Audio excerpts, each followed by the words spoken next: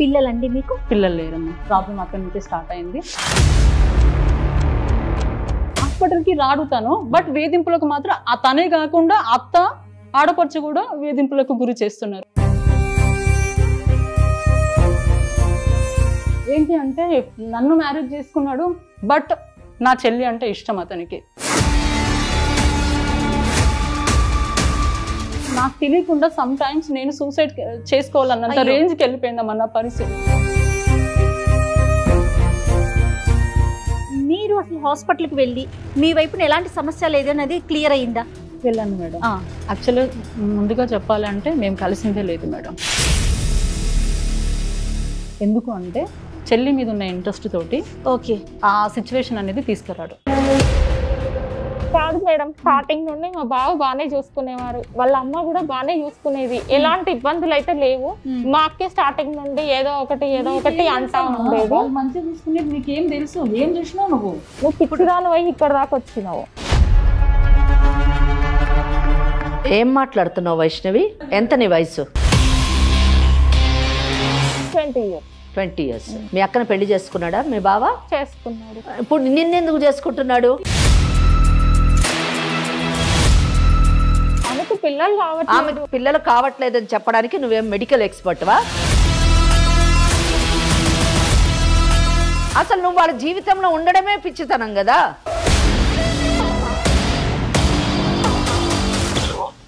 ఎక్కడున్నారండి? బయట ఉన్నా. ఏం కాల్ చేసావు? ఎక్కడికి వెళ్ళారో కనుక్కుందామని చేసి. ఏ నా వెనక డిటెక్టివ్ లో పెట్టాల్సిందే నువ్వు. డాక్టర్ ఏం చెప్పింది? నీలో ప్రాబ్లం ఉందని. లేదు, నేను హాస్పిటల్కి వెళ్ళి చెక్ చేయించుకున్నాను, నాలో ఎలాంటి ప్రాబ్లం లేదు. మీరు ఇక్కడ దాకా హాస్పిటల్కి రాలేదు కాబట్టి ప్రాబ్లం అంతా మీ దగ్గరే ఉంది.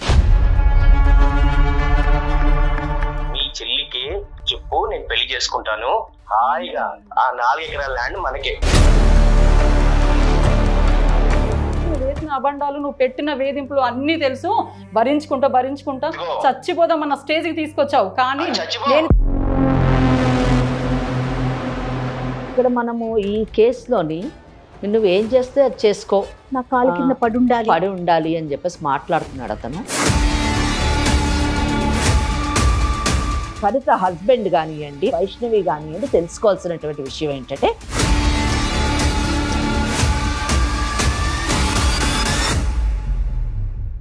IVF చికిత్సలో 25% భారీ discount. Andro max advanced male infertility centre. 29 సమర్పించు లీగల్ అడ్వైస్ కార్యక్రమానికి స్వాగతం. మనతో పాటు అడ్వకేట్ వెంకటేశ్వర గారు ఉన్నారు. నమస్తే అమ్మా. నమస్తే అండి. సరిత అని ఒక అమ్మాయి మనకు మెయిల్ చేశారు. ఓకే. ఆ అక్క చెల్లెళ్ళకి సంబంధించిన ఒక చిన్న సమస్య. చిన్న సమస్య అనకూడదేమో, చాలా పెద్ద సమస్య అనే చెప్పాలి. బహుశా మీ సలహా సూచన వారికి అవసరం. తప్పకుండా. పెళ్ళైపోయిన అమ్మాయి చెల్లెలు భవిష్యత్తు బాగుండాలి, చెల్లి గనక ఈ పెళ్లి చేసుకుంటే తన జీవితం సర్వనాశనం అయిపోతుంది మేడం, ఖచ్చితంగా మన అడ్వకేట్ వెంకటేశ్వర గారితో నాకు ఒక అడ్వైస్ ఇప్పించండి అని చెప్పి మన దాకా వచ్చారమ్మా. అయితే స్టూడియోకి వచ్చి కూర్చుంటామన్నారు. అందుకని నేను స్టూడియోకి కూడా పిలిపించేసాను. వాళ్ళు మన ముందు కూర్చుని ఉన్నారు. ఇద్దరు కూడా అక్క చెల్లి ఇద్దరు వచ్చారు. సరిత నమస్తే అమ్మా. నమస్తే మేడం. ఓకే. చెల్లి పేరు వైష్ణవి మేడం. కోర్టుల దాకా వెళ్లకుండా ఇక్కడ ఎంతవరకు పరిష్కారం చూపించగలరో మాట్లాడతారు. మీ గురించి ఒక్కసారి వివరంగా చెప్పండి. నా పేరు సరిత అమ్మ. ఓకే. మ్యారేజ్ అయ్యి 6 years అవుతుంది. నాన్న చిన్నప్పుడే చనిపోయారు. ఓకే. అమ్మకి హెల్త్ బాగుండకపోవడంతో అమ్మ ఊర్లోనే ఉంటుంది. అంటే ఏంటి మీ మదర్ కి ఏంటి ప్రాబ్లమ్? అమ్మకి పెరాలసిస్ వచ్చిందమ్మా. మీ నాన్నగారు ఎందుకు చనిపోయారు? నాన్నగారు చిన్నప్పుడే హెల్త్ బాగాలేక చనిపోయారు. ఇంకా అమ్మే మమ్మల్ని చూసుకుంటూ వచ్చింది. ఇప్పుడు నా మ్యారేజ్ అయింది కాబట్టి ఇంకా చెల్లి బాధ్యత అంతా నేను తీసుకున్నాను. ఇద్దరేనండి? సరిత మీ ఇద్దరేనండి? ఇద్దరే అమ్మా. నాతో పాటే ఉంటుందమ్మా. నేను స్కూల్లో టీచర్ గా వర్క్ చేసేదాన్ని. హస్బెండ్ వచ్చేసి మార్బుల్ బిజినెస్ చేస్తున్నాడు. పిల్లలండి మీకు? పిల్లలు లేరమ్మా. ప్రాబ్లం అక్కడి నుంచి స్టార్ట్ అయింది. బాగానే చూసుకుంటున్నాడు. ఓకేలే, బాగానే ఉంది కదా లైఫ్. అంటే ఒక మిడిల్ క్లాస్ ఫ్యామిలీలో ఒక అమ్మాయికి ఉండే కలలు కోరికలు ఏవైతే ఉంటాయో అవన్నీ ఓకే సాగుతున్నాయి అనుకుంటున్న టైంలోనే ఇంకా హస్బెండ్ నుంచి చాలా వేధింపులు. ఏంటి అంటే ఫస్ట్ ఆఫ్ ఆల్ ఆయన ఇంటెన్షన్ వేరు. నన్ను మ్యారేజ్ చేసుకున్నాడు, బట్ నా చెల్లి అంటే ఇష్టం అతనికి. ఆ విషయము నాకు తర్వాత తెలిసింది. అంటే ఒకటి నాకు ఒక చిన్న డౌట్ ఉంది జయ ఇక్కడ. ఇప్పుడు మీ పెళ్లి ఎంతకాలం అయింది? 6 years అవుతుంది. 6 years అవుతుంది. మరి మీ పెళ్లి సమయానికి మీ చెల్లెలు వయసు ఎంత ఉంటుంది? 15 సంవత్సరాలు. 10th క్లాస్ అంటున్నారు కాబట్టి 14-15 ఏళ్ళు ఉంటుంది. మరి అతనికి మీ చెల్లెలంటే ఇష్టం ఉండడంలోని కొంచెం సంథింగ్ స్ట్రేంజ్ కనిపిస్తుంది. 14 ఏళ్ల అమ్మాయిని అక్కని పెళ్లి చేసుకొని 14 ఏళ్ల అమ్మాయిని లైక్ చేయడం అన్నది సంథింగ్ స్ట్రేంజ్. ఒకటి నాకు వచ్చిన డౌట్. మీ పెళ్లి సమయానికి మీ నాన్నగారు ఉన్నారా? నాన్నగారు లేరు. నాన్నగారు అప్పటికే సరే. మీరు పెద్దలు కుదిర్చిన సంబంధం అమ్మా. ఓకే, మీ మదరే కుదిర్చి చేశారు. అప్పుడు మీ మదర్ హెల్దీగా ఉన్నట్టున్నారు. కొంచెం పర్లేదు. సరే, ఓకే. అయితే మరి ఈ 14 ఏళ్ల అమ్మాయిని మీరు మీతో తీసుకొచ్చేసాను అని చెప్పారు బాధ్యతగా. మరి ఆ అమ్మాయి అంటే ఇష్టం ఉన్నప్పుడు మరి మీరు ఈ అమ్మాయిని మీ ఇంటికి తీసుకొచ్చి ఎలా పెట్టుకున్నారు? స్టార్టింగ్ చాలా బాగా చూసుకున్నారమ్మా. నా చెల్లిని ఒక సొంత చెల్లె, ఒక బిడ్డలాగా చూసుకున్నారు. చూసుకున్నారా? చూసుకున్నట్టు నటించారా? చూసుకున్నారు, నాకు తెలిసి చూసుకున్నారు. బట్ అది నటించారు అనేది నాకు ఇప్పుడు అర్థమైంది. హాస్పిటల్ కి రాడుతాను, బట్ వేధింపులకు మాత్రం తనే కాకుండా అత్త, ఆడపడుచు కూడా వేధింపులకు గురి చేస్తున్నారు. వాళ్ళు కూడా మీతో కలిసి ఉంటారండి? నాకు కలిసే ఉంటారు మా. స్టార్టింగ్ ఏంటంటే బాగా చూసుకున్నట్టు నటించారు. బట్ ఇప్పుడు నాకు ఓవరాల్ గా అర్థమైంది ఏంటి అంటే, నా చెల్లెల మీద ఉన్న ఇష్టంతో కంప్లీట్ గా నన్ను ఒక వంటింటి కుందేలు చేయడమే కాకుండా మానసికంగా, శారీరకంగా హింసించి నాకు తెలియకుండా సమ్ టైమ్స్ నేను సూసైడ్ చేసుకోవాలన్నంత రేంజ్కి వెళ్ళిపోయిందమ్మన్న పరిస్థితి. ఏ ఆడపిల్లకి ఇలాంటి పరిస్థితి రావద్దు. అంటే ఇక్కడ ఎట్లా ఉంది అంటే, సొసైటీలో పిల్లలు కాలేదు గొడ్రాలుగా క్రియేట్ చేయడమే కాకుండా నా ప్లేస్ లో నా సొంత చెల్లెని తీసుకురావడం అనేది అసలు ఒక ఆడది భరించలేని పరిస్థితి అమ్మా ఇది.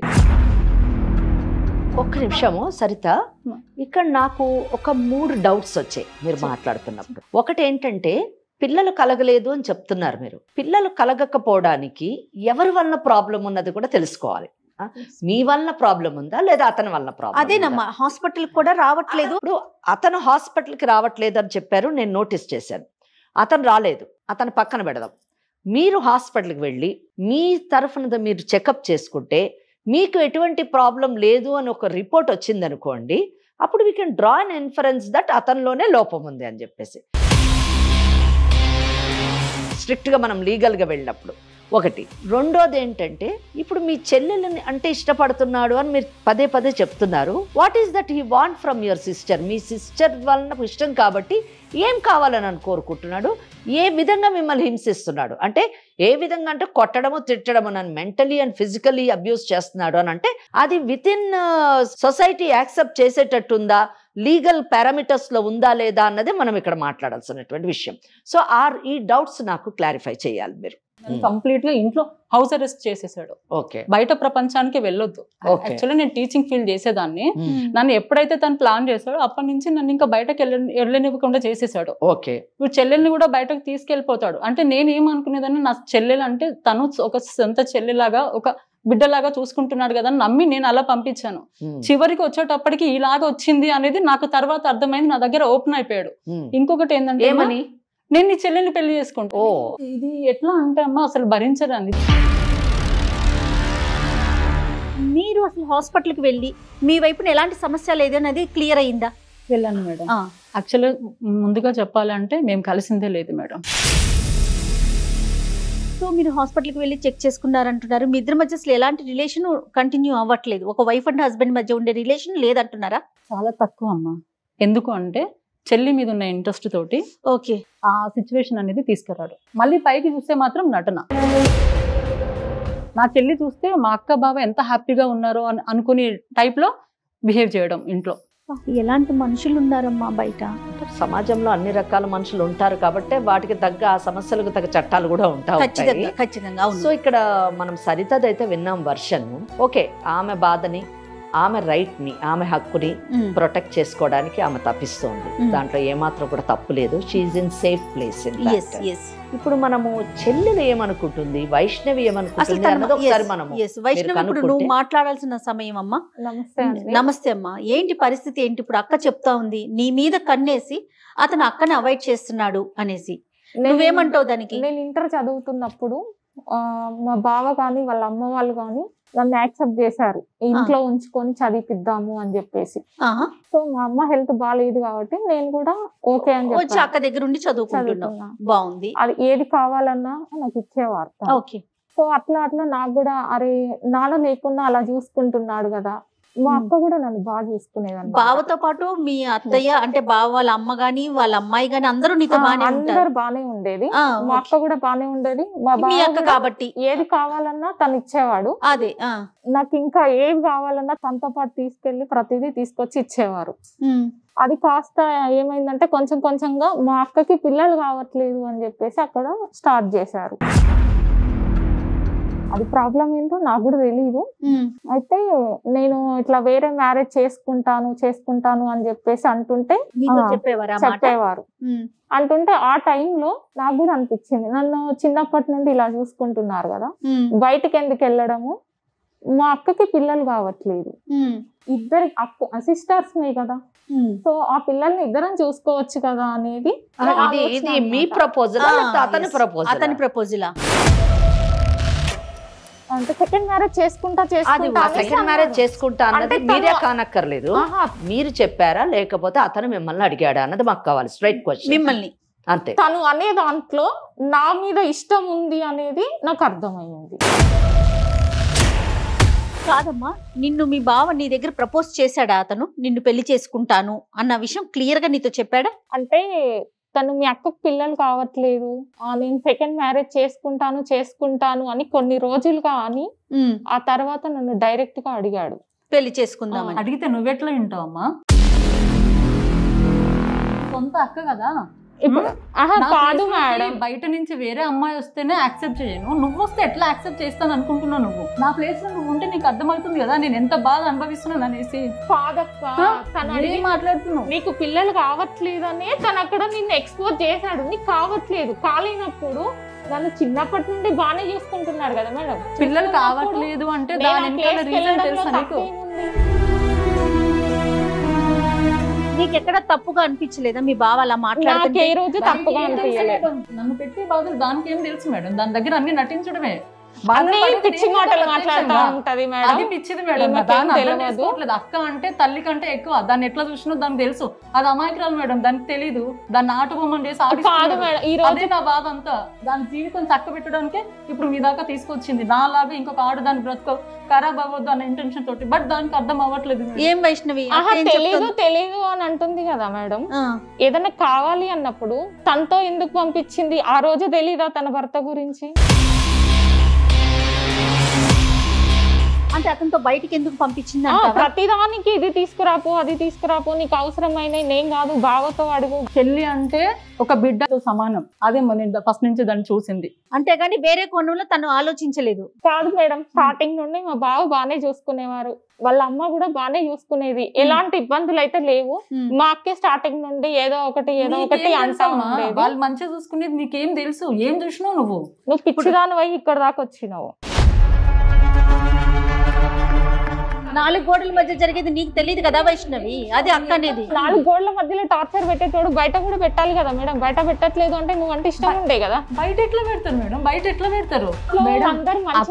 అత్త కొట్టడము, ఆడపడుచు కొట్టడము, నానా రకాల వేధింపులు, ఇష్టమైన మాటలు, ఆ బూతులు వింటుంటే అసలు చచ్చిపోవాలనిపిస్తుంది మేడం. ఆ రకంగా ఉంటుంది మేడం.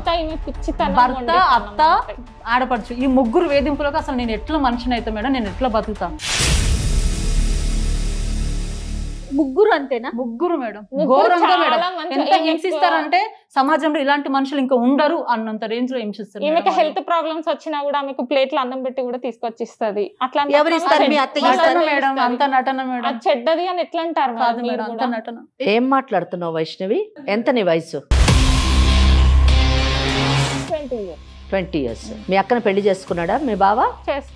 చేసుకుని ఇప్పుడు నిన్ను చేసుకోవాలనుకుంటున్నాడు కదా. రేపు నిన్ను చేసుకున్న తర్వాత ఇంకొక పుల్లం వస్తుంది, దాన్ని చేసుకోవాలనుకుంటాడు. ఇదే విధంగా మాట్లాడతావు. అప్పుడు నువ్వు పిచ్చిదానివా? ఎందుకు చేసుకుంటారు మేడం? ఇప్పుడు నిన్నెందుకు చేసుకుంటున్నాడు? సమాధానం చెప్పు. ఆమెకు పిల్లలు కావట్లేదని చెప్పడానికి నువ్వేం మెడికల్ ఎక్స్పర్ట్ వా? ఎలా డెసిషన్ తీసుకున్నావు అమ్మాయికి పిల్లలు కాదని అని చెప్పేసి? అంటే మీ బావ ఏది చెప్తే నువ్వు అది నమ్ముతావు కానీ మీ అక్క చెప్పింది నువ్వు నమ్మవు. ఆమె పిచ్చిది, నువ్వు చాలా తెలివైంది దానివి. ప్రతిదీ అనుమాన పడుతుంది, మంచి మాట్లాడినా అనుమానం. అసలు నువ్వు వాళ్ళ జీవితంలో ఉండడమే పిచ్చితనం కదా.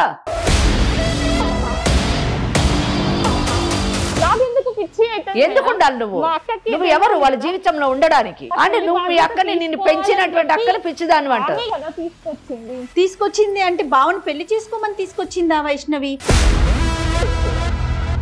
చెల్లికి ఒక బంగారు భవిష్యత్తు ఇద్దామని తీసుకొస్తే ఇది మేడం. అసలు అతని క్యారెక్టర్ ఏంటమ్మా ఒకసారి చెప్పు. అంటే ఇప్పుడు మీకు 4 గోడల మధ్య జరిగేది ఆ పిల్లకి తెలీదు, సమాజానికి తెలీదు. ఈ బాధలలో మేడం నేను ఏ రేంజ్కి వెళ్ళిపోతున్నానంటే ఇంకా చచ్చిపోతే అయిపోతుంది, వద్దు అనుకుంటున్నాను. ఎందుకంటే చెల్లెలు అమాయకురాలు మేడం. నేను తీసుకొచ్చిన పర్పస్ ఏంటంటే చెల్లెని ఒక ఇంటి దాన్ని చెల్లి నా బాధ్యతను నిర్వర్తించాలి, మంచి జీవితం ఇవ్వాలని తనకి. చాలా సార్లు చచ్చిపోవాలని కూడా అనిపించింది మేడం. అయ్యో అట్లా అలాంటి నిర్ణయాలు తీసుకోకూడదమ్మా. కాదు సార్, అంత బాధ ఎందుకు పడుతున్నారు మీరు? నాకు అర్థం కావట్లేదు. వాళ్ళు పెట్టే హింస అంత ఘోరంగా ఉంటుంది మేడం. అది అనుభవించే వాళ్ళకి మాత్రమే తెలుస్తుంది.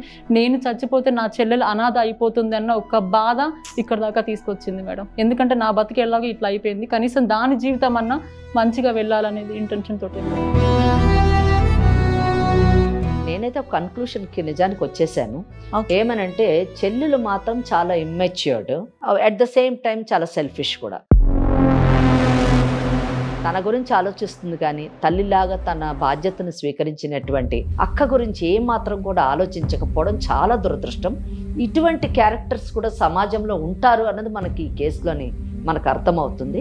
ఆ అమ్మాయి అసలు వాస్తవాన్ని తెలుసుకొని ఒక చెల్లెలుగా తన బాధ్యత ఏంటి, తను ఏ విధంగా అక్కకి ప్రొటెక్షన్ ఇవ్వాలి, అక్క యొక్క హక్కుల్ని కాపాడాలి అన్న దిశలోనే ఆలోచించేటట్టుగా మనము కౌన్సిలింగ్ చెయ్యాలి. అక్కనే పిచ్చిది అంటుంది, లోపల ఏం జరిగేది అన్నది తను యాక్సెప్ట్ చేయడానికి సిద్ధంగా లేదు. పిల్ల అయ్యుండి కాదమ్మా, సమస్య ఎక్కడుంది, అసలు ఒక హాస్పిటల్ కి వెళ్ళాలి, ఇద్దరు చూపించుకోవాలి, నిజంగా సమస్య ఉందా, దానికి ఏమైనా సొల్యూషన్ ఉందా, అటువైపు ఎందుకు ఆలోచించట్లేదు వైష్ణవి నువ్వు? అంటే నీకు కూడా ఇష్టం మీ బావంటే, అంతేగా? ఇష్టమే, నన్ను చిన్నప్పటి నుండి బాగానే చూసుకున్నాడు కాబట్టి నాకు కూడా ఇష్టమే. బావతో మాట్లాడండి అసలు ఒకసారి. అంటే అతను ఏమంటాడు, ఆయన ఇందాక వచ్చింది మేడం, అది ఇంట్లో సాల్వ్ అవ్వాల్సిన ప్రాబ్లం ఇక్కడ దాకా వచ్చింది అంతే. థర్డ్ పర్సన్ గా వాళ్ళ జీవితాల్లో ప్రవేశించి నేను అక్కడ కూర్చుంటాను అంటే దట్ ఈస్ నాట్ ప్రాపర్. సమాజం కానివ్వండి, చట్టం కానివ్వండి యాక్సెప్ట్ చేయదు. కనుక ఫస్ట్ మీరు అతనితో మాట్లాడిపించండి. సరే ఒకసారి నువ్వు కాల్ చేయమ్మా, మేమెవ్వరూ లేనట్టుగా నువ్వు ఒక్కదానివే మాట్లాడుతున్నట్టుగా ఒకసారి మాట్లాడు. అతని నిజ స్వరూపం ఏంటో అందరికీ తెలుస్తుంది. నేను ఇక్కడికి రావడానికి కూడా అదే రీజన్ చేస్తాను. చెయ్యమ్మా. నన్ను బ్యాడ్ చేయడానికే ఇక్కడికి తీసుకొచ్చావు అక్క, షాపింగ్ అని తీసుకొచ్చి ఇక్కడ కూర్చోబెట్టావు. నిన్న ఇక్కడ ఒక మెంటల్ హాస్పిటల్లో వేయాల్సింది. నువ్వు ఇక్కడ రావడం ఏదో రాంగ్ ప్లేస్ కి రాలేదు. ఇక్కడ ఉన్న వాళ్ళు ఎవరైనా పిచ్చోళ్ళు మెంటలోళ్ళు కాదు, అర్థమైందా? నువ్వు ఒక్క విషయం గుర్తుపెట్టుకో, మీ అక్క నిన్ను ఇక్కడ తీసుకొచ్చింది నిన్ను బ్యాడ్ చేయడానికి కాదు, నీ జీవితాన్ని సరి చేయడానికి. ఫోన్ చేస్తాను, అట్లాగే మాట్లాడుతుంది కానీ నువ్వు కాల్ చేయి. హలో, ఎక్కడున్నారండి? బయట ఉన్నా. ఏం కాల్ చేసావు? అదే ఎక్కడున్నారు, ఎక్కడికి వెళ్ళారో కనుక్కుందామని చేశాను ఊరికనే. నా వెనక డిటెక్టివ్ లో పెట్టాల్సిందే నువ్వు. అది మీరు కదా చేయాల్సింది, నేనెందుకు చేస్తాను? నేను క్యాజువల్ గా చేశాను మీరు ఎక్కడికి వెళ్ళారు అని. ఏదో వచ్చి బయటకు వచ్చా నేను, దానికి మాటి కాల్ చేసి ఎక్కడ ఉన్నావు అని అడగాల. ఇప్పుడే చేశానండి నేను కాల్, జస్ట్ వన్ టైమే. సర్లే, ఏంటి వైష్ణవ్ ఎక్కడ? వైష్ణవ్ నాతోనే ఉంది, షాపింగ్ కి వచ్చాము. ఎందుకు తీసుకెళ్ళావు? నేను తీసుకెళ్తా అన్నానుగా. నా చెల్లెని నేను తీసుకురాకూడదా షాపింగ్ కి? నువ్వు తీసుకెళ్లేదంటే నేను తీసుకెళ్తా దాన్ని. ఇన్ని రోజులు తీసుకెళ్ళింది సరిపోయింది చాలు, నేను తీసుకొస్తాను ఇంకా చెల్లెని. నువ్వు ఎందుకు తీసుకెళ్ళావు? ఏం అవసరం నీకు? ఇన్ని రోజులు తీసుకెళ్ళి సరిపోయింది, తీసుకెళ్ళి ఇక్కడ దాకా తీసుకొచ్చారు కదా మీరు. ఏం చేయాలో అన్ని చేసిరు. నాకు ఎన్ని రకాల ప్రాబ్లమ్స్ ఫేస్ చేస్తున్నానో నాకు తెలుసు, నన్ను ఎన్ని రకాలుగా వేధింపులకు గురి చేస్తున్నారో నాకు తెలుసు.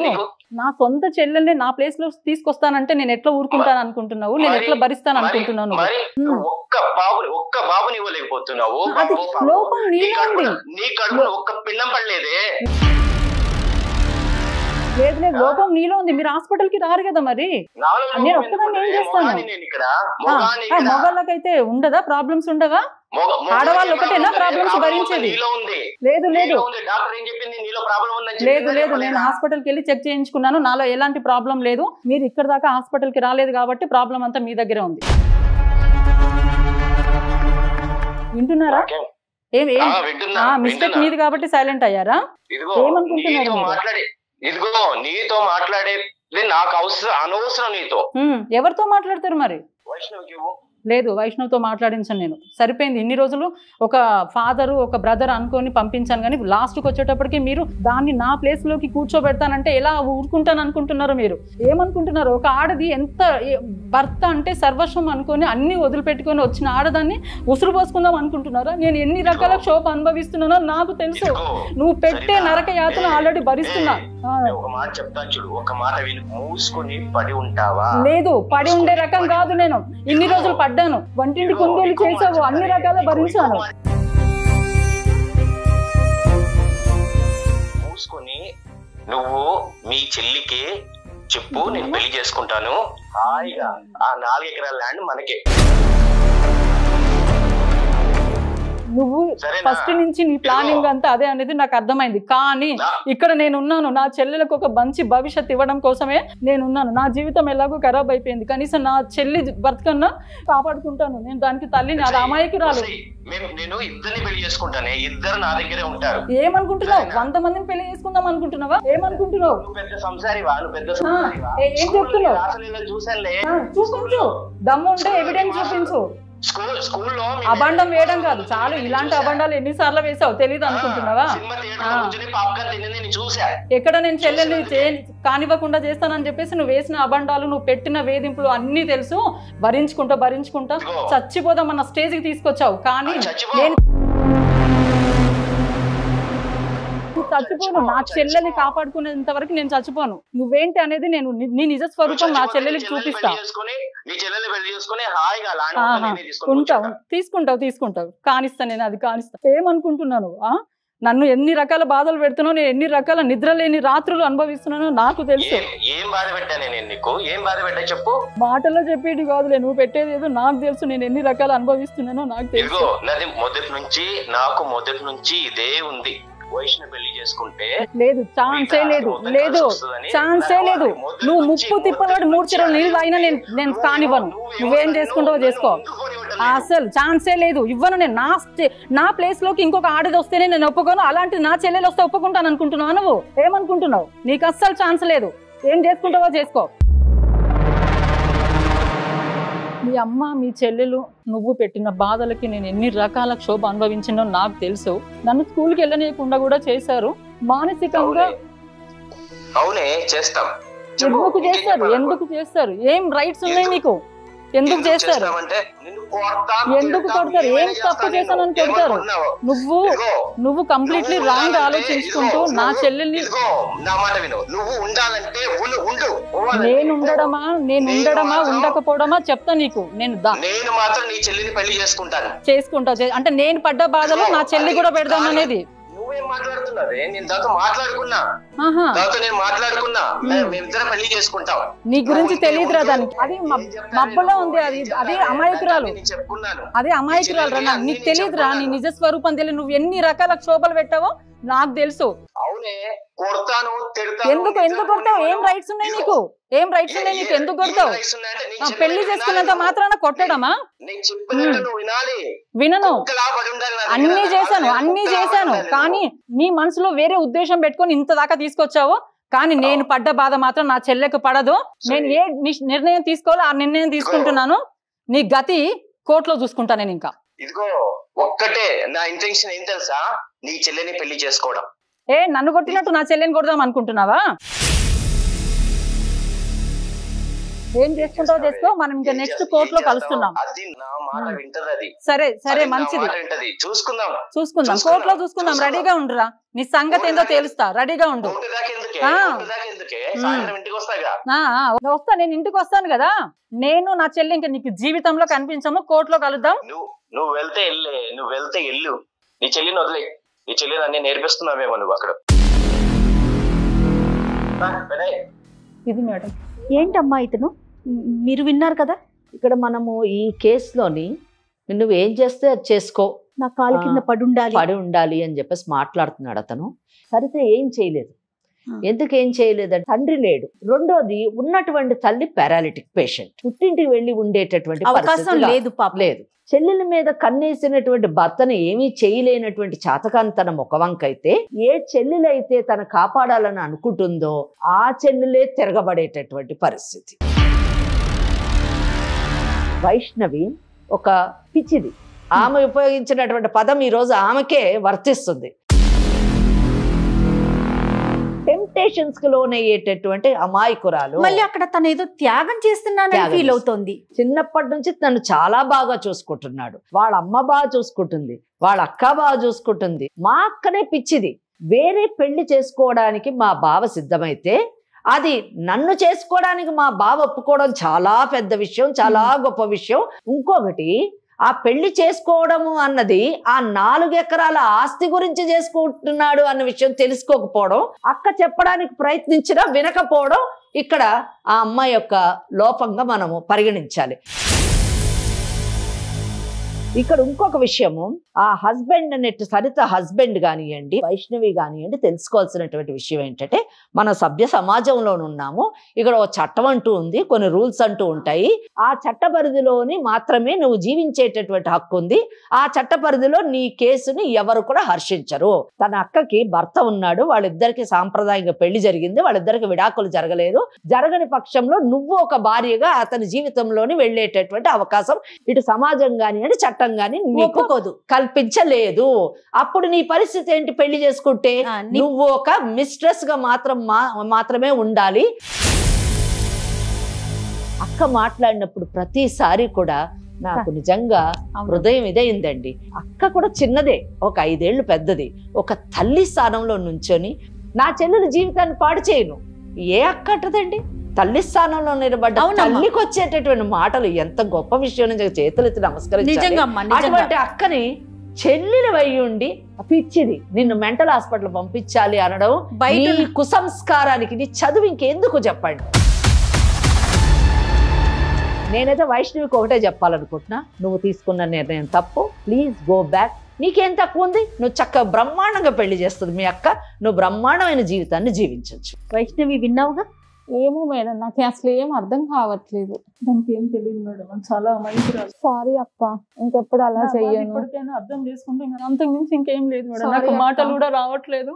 అంటే ఒక అక్క చెల్లెళ్ళు తోడబుట్టిన తోడు బ్లడ్ రిలేషన్ లో ఇలాంటి బాధ మాత్రం సమాజంలో ఎవ్వరికీ రావద్దు మేడం. ఇంకెవరైనా ఇలాంటి తప్పు చేస్తే ఈ తప్పు చెయ్యొద్దు అన్న ఇంటెన్షన్ తోటి నేను చదువుకున్నాను, చెల్లెని కూడా చదివిపించాను. మళ్ళీ ఎవరు ఈ బాధ భరించాలి. అలా బాగా చూసుకుంటున్నాడు అని చెప్పేసి నేను కూడా అనుకున్నాను. నీ మాటల్లోనే తెలుస్తుందమ్మా నువ్వు ఎంత అమాయకంగా ఆలోచిస్తున్నావు, ఎంత మెచ్యూరిటీ లోనైంది. అది తను అలా చేస్తాడని నేను కూడా అనుకోలేదు కదా మేడం. అదే కదా జీవితం జరిగితే నేను ఎలా ఊరుకుంటాను మేడం? నేను కూడా ఊరుకోలేను కదా. తనకి ఏం చేయాలో అది చేస్తాం. అతనికి మాత్రం కఠిన శిక్ష పడాలి మేడం. అలాంటి వాళ్ళు బయట తిరగకూడదు మేడం. ఇంకొక అమ్మాయికి ఇలాంటి జీవితం రాకూడదు. ఇది ఇక్కడికే ఎండ్ అయిపోవాలి మేడం. ఇక్కడ అమ్మాయి రెమెడీ ఒకటి ఏంటంటే, ఫస్ట్ విడాకులకు అప్లై చేయాలి. ఈ కేసులోని section 13(1)(1A of Hindu marriage act ప్రకారం క్రూయాలిటీ, హింసకు లోన్ అవుతుంది కాబట్టి ఫిజికల్ గా, మెంటల్ గా, అలా అంతేకాకుండా వొమనైజింగ్ ఇవన్నీ ఉన్నాయి కాబట్టి ఇవన్నీ పెట్టి క్రూయాలిటీ కింద డైవర్స్కి అప్లై చేయడం. అయితే ఇంటిల్లపాది ఆమెని ఫిజికల్ గా, మెంటల్ గా హెరాస్ చేశారు కాబట్టి దానికి గాను డొమెస్టిక్ వైలెన్స్ యాక్ట్, గృహహింస చట్టాన్ని కూడా ఇన్వోక్ చేయొచ్చు. చేసి అందులోనే ఆమె అన్ని రెమెడీస్ కూడా అడగొచ్చు. ఎందుకంటే ఇక్కడ ఆమె ప్రొటెక్షన్ కూడా కోరుకుంటుంది, తనకి తన చెల్లెలికి ప్రొటెక్షన్ ఇవ్వాలని చెప్పేసి. అలాగే భరణాన్ని కూడా ఆమె అందులో కోరొచ్చు. తన జీవితం పాడైంది కాబట్టి డ్యామేజెస్ ని కూడా ఆమె కోరుకోవచ్చు. ఇప్పుడు తను ఇంటికి రా తేల్చుకుందాం అంటున్నాడు. ఇంటికి వెళ్ళడం అనవసరం.